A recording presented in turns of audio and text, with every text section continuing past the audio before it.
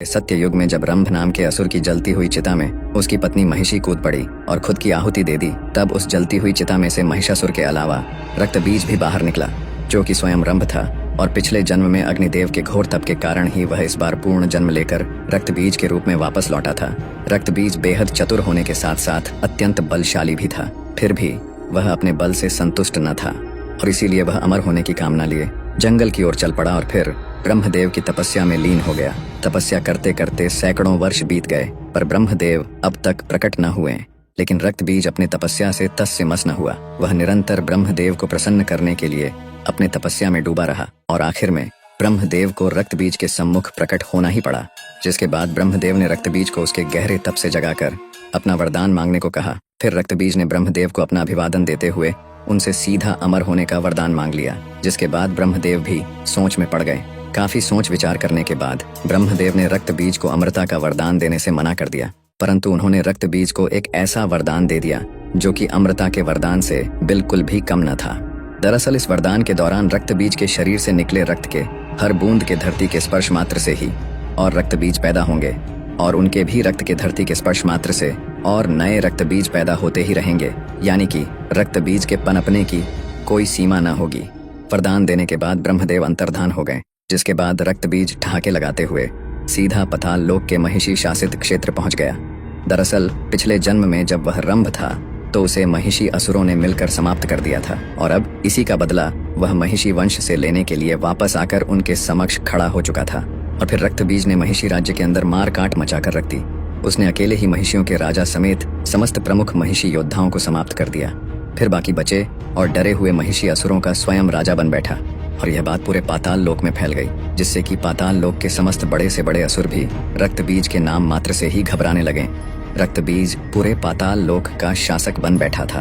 दिन यूं ही बीतते गए और एक दिन रक्त बीज को महिषासुर की याद आई और वह महिषासुर को ढूंढने पाताल लोक के अन्य राज्य की ओर निकल पड़ा, जहां उसे पता चला कि कई वर्ष पहले तो महिषासुर किसी 10 भुजाओं वाली विशालकाय देवी के हाथों वीर गति को प्राप्त हो चुका है। जिसके बाद यह सुनते ही रक्त बीज आग बबूला हो उठा और फिर वह देवी दुर्गा को पागलों की तरह जमीन से लेकर आसमान हर जगह ढूंढने निकल पड़ा, पर उसे देवी दुर्गा कहीं भी न मिली। फिर रक्त बीज के तमाम बार पूछने पर कोई भी असुर यह नहीं बता पाया कि वह 10 भुजाओं वाली विशालकाय देवी अचानक कहां से आई थी। जिसके बाद रक्त बीज एक गहरे चिंतन में पड़ गया। फिर उसने सोचा कि हो न हो उस 10 भुजाओं वाली विशाल देवी के बारे में ये देवताओं की पूजा पाठ करने वाले साधु संतों को अवश्य ही कुछ न कुछ पता होगा। फिर उसने अपने तमाम असुर सैनिकों को देवी दुर्गा का पता लगाने के लिए साधुओं के पास भेज दिया। जिसके बाद रक्त बीज के असुर सैनिकों ने बड़े ही क्रूर तरीके से साधुओं से उस विशालकाय 10 भुजाओं वाली देवी के बारे में पूछने लगे, पर किसी भी साधु संत के पास उनके सवालों का उत्तर न था। रक्त बीज की यह जानलेवा खोज देवी दुर्गा के लिए यूं ही जारी रही और वहीं दूसरी तरफ महर्षि कश्यप और दनु के 2 पुत्र शुंभ और निशुंभ नाम के 2 असुर भाई एक शांत वन में ब्रह्मदेव की तपस्या में कई वर्षों से लीन हुए बैठे थे। और फिर शुंभ और निशुंभ के सम्मुख अचानक ब्रह्मदेव का आगमन हुआ, जिसके बाद ब्रह्मदेव ने उनसे अपना इच्छित वरदान मांगने को कहा। जिसके बाद हर असुर की तरह शुंभ और निशुंभ ने भी ब्रह्मदेव से अमरता का वरदान मांग लिया, जिसके लिए ब्रह्मदेव ने उन्हें साफ साफ मना कर दिया। दरअसल शुंभ और निशुंभ दोनों भाई स्त्रियों के प्रति काफी आकर्षित थे और वे स्त्रियों को सिर्फ और सिर्फ संभोग की वस्तु मात्र ही मानते थे और इसीलिए ब्रह्मदेव ने इन 2 असुर भाइयों को लगभग महिषासुर जैसा ही वरदान दे दिया, जिसके दौरान शुंभ और निशुंभ का वध सिर्फ एक महाशक्तिशाली स्त्री के हाथों ही संभव था। और इसी बीच इंद्रदेव ने शुंभ और निशुंभ के बड़े भाई नमुच्ची को अपने निजी मतभेद के कारण मौत के घाट उतार दिया। जिसके कुछ वर्षों के बाद जब शुंभ और निशुंभ पाताल लोक अपने राज्य में वापस लौटे और अपने बड़े भाई नमुच्ची के मौत की खबर सुनी तो उनके क्रोध का ठिकाना न रहा। जिसके बाद उन्होंने स्वर्गलोक पे आक्रमण करने की ठान ली। फिर शुंभ और निशुंभ अपनी असुर सेना लिए स्वर्गलोक की ओर निकल पड़े, जहाँ की इंद्रदेव समेत समस्त देवता नृत्य का आनंद उठा रहे थे। फिर अचानक स्वर्ग पे शुंभ और निशुंभ समेत तमाम असुरों का आगमन शुरू हो गया। जिसके बाद देवता असुरों की इतनी बड़ी सेना को देख अचंभे में पड़ गए और देवता भी युद्ध के लिए असुरों के समक्ष डट कर खड़े हो गए। पर इससे पहले कि युद्ध का बिगुल बजता निशुंभ ने अपना नियंत्रण खो दिया और अकेले ही इंद्रदेव के ऊपर टूट पड़ा। जिसके बाद इंद्रदेव और निशुंभ के बीच एक घमासान युद्ध प्रारंभ हो गया। दोनों एक दूसरे को बराबरी का टक्कर दे रहे थे। साथ ही देवताओं और शुंभ समेत असुरों की सेना अपने प्रतिद्वंदी के जितने का इंतजार कर रहे थे। काफी समय तक शक्ति युद्ध और मल युद्ध चलते रहने के बाद इंद्रदेव ने आखिरकार निशुंभ को वहीं धूल चटा दी। जिसके बाद शुंभ और निशुंभ समेत पूरी असुर सेना का आत्मविश्वास युद्ध से पहले ही डगमगा गया और वहीं इंद्रदेव के जितने के बाद देवताओं का आत्मविश्वास ठहाके लगाने लगा था। फिर युद्ध का बिगुल बजा और देवताओं के साथ असुरों का युद्ध प्रारंभ हो गया। इस युद्ध में देवताओं ने खुलकर अपनी शक्तियों को शुंभ और निशुंभ समेत पूरे आसुरी सेना पे बरसाना शुरू कर दिया, जिसमें आसुरी सेना पूरी तरह घायल होने लगी। जिसके बाद शुंभ और निशुंभ ने भी अपने वरदानी ताकतों का इस्तेमाल करना शुरू कर दिया, जिसका देवताओं पे कुछ खास असर न हुआ। यहाँ तक कि देवता असुरों के साथ उपहास करते हुए युद्ध करने लगे थे। शुंभ और निशुंभ समेत पूरी आसुरी सेना देवताओं के समक्ष लाचार नजर आ रही थी। देवता यूं ही ठहाके लगाते रहे और असुर युद्ध को पूरी तरह से हारने की कगार पे आ चुके थे कि अचानक हारे हुए असुरों के पीछे से एक और जोरदार ठहाके लगाने की आवाज आने लगी, जिसपे सभी देवता मौन हो गए और कुछ देर के लिए सोच में पड़ गए।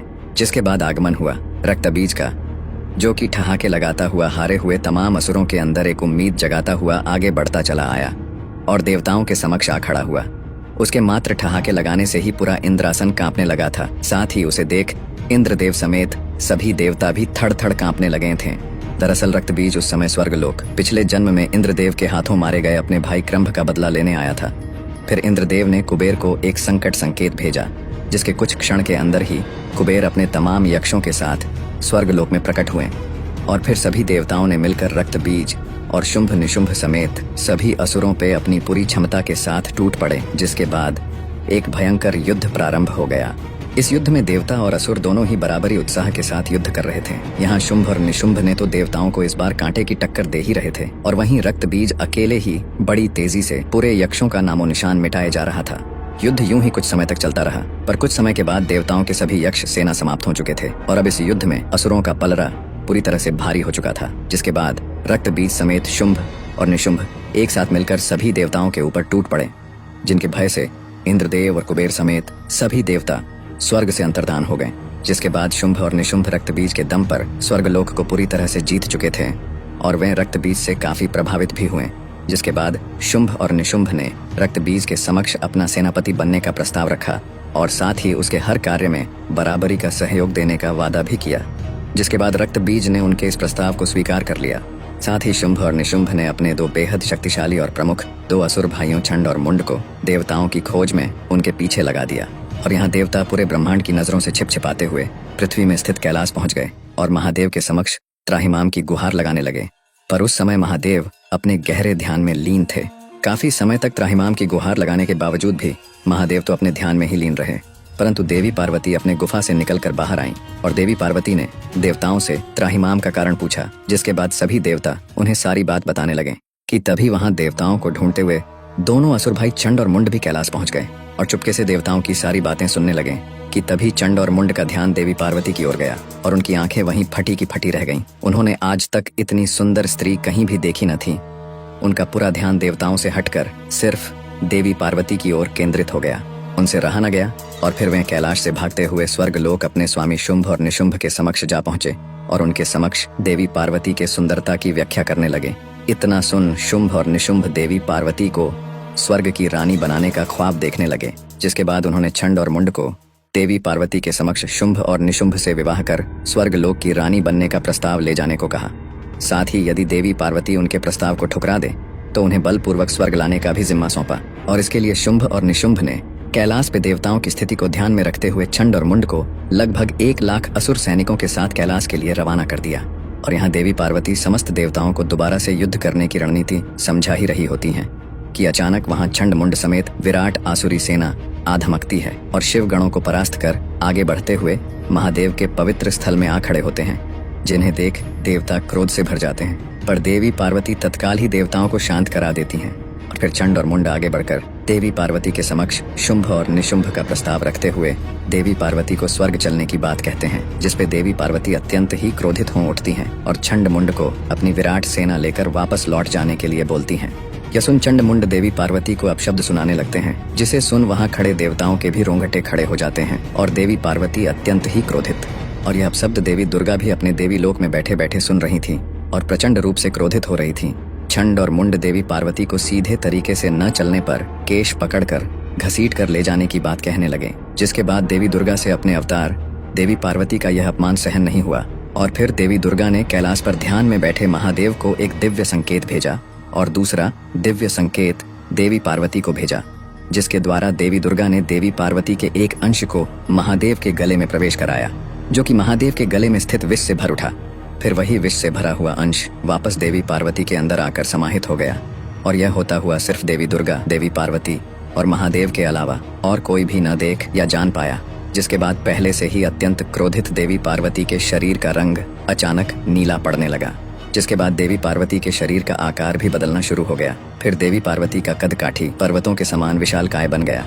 फिर देवी पार्वती के इस काली रूप को देख छंड मुंड समेत पूरी आसुरी सेना थड़ थड़ कांपने लगी और देवता अचंभित मगर प्रसन्न हो उठे। जिसके बाद देवी काली ने एक जोरदार गर्जना भरी और उनके गर्जना मात्र से ही छंड मुंड समेत समस्त असुर सेना बहरे होने के साथ साथ हवा में झटके खाकर दूर जा गिरे।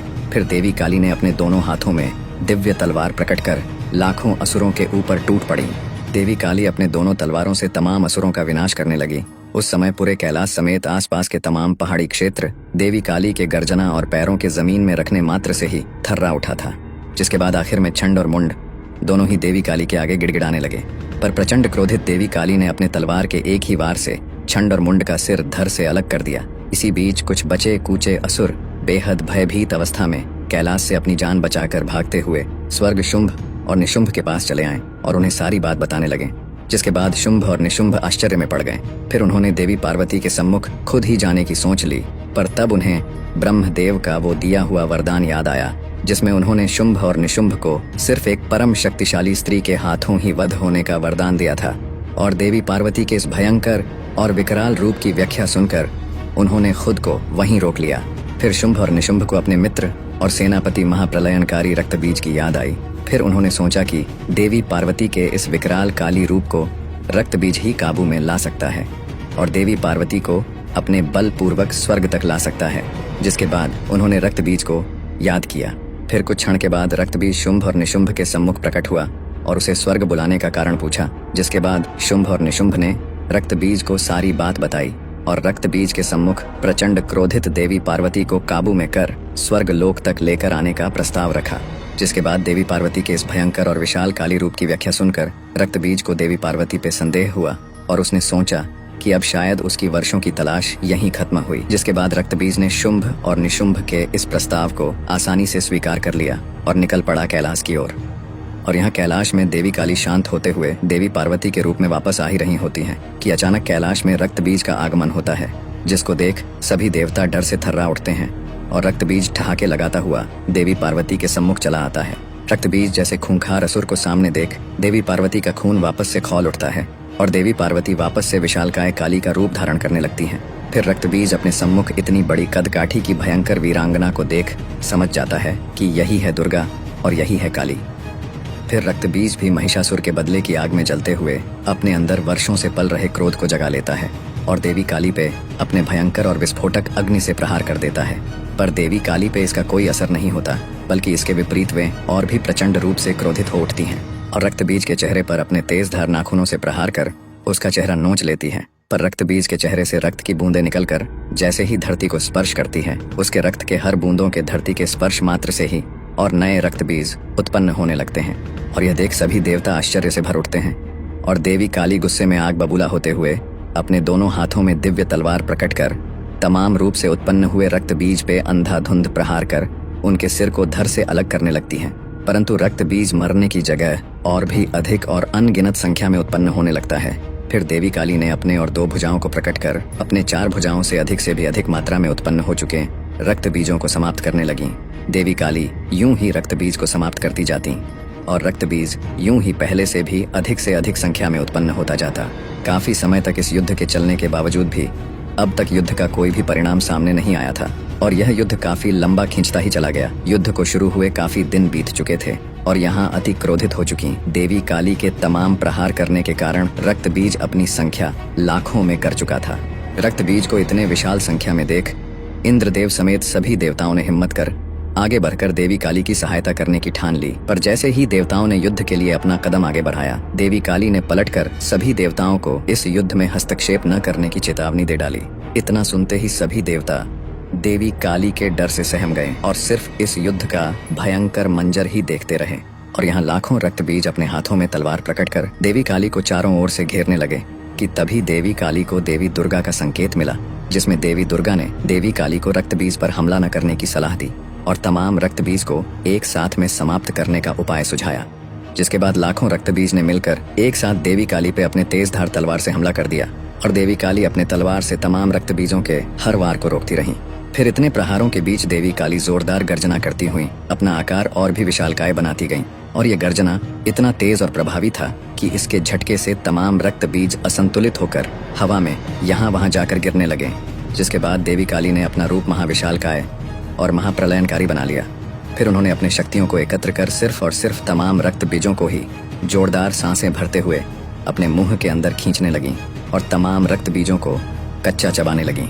उन्हें कच्चा चबाते हुए उनके रक्त को घूंट घूंट पीने लगीं और काफी समय तक देवी काली लगातार ऐसा ही करती गईं। जिसके बाद धरती में मौजूद तमाम रक्त बीज अब पूरी तरह से देवी काली द्वारा खत्म हो चुके थे। जिसके बाद तमाम देवी देवता समेत गंधर्व और यक्ष बेहद प्रसन्न हुए और देवी काली पर फूलों की बारिश करने लगे।